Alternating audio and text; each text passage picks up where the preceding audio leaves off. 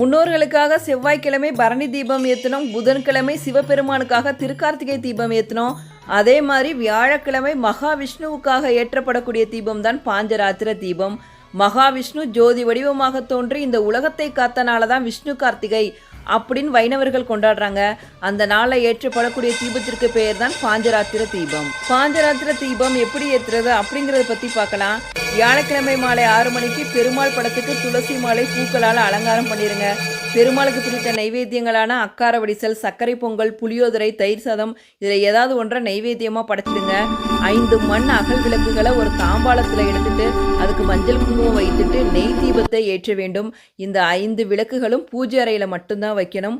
அப்புறம் நீங்கள் வழக்கமாக ஏற்றக்கூடிய காமாட்சி விளக்கு, குத்து விளக்கு இதை பூஜை அறையில் ஏற்றி வச்சுருங்க. வீடு முழுவதும் கார்த்திகை தீபத்துக்கு எப்படி விளக்கேற்றுவீங்களோ அதே மாதிரி பாஞ்சராத்திர தீபத்துக்கும் விளக்கேற்றணும். அதுக்கப்புறம் பெருமாளோட விஷ்ணு சகஸ்ரநாமம், பெருமாள் பாடல்களை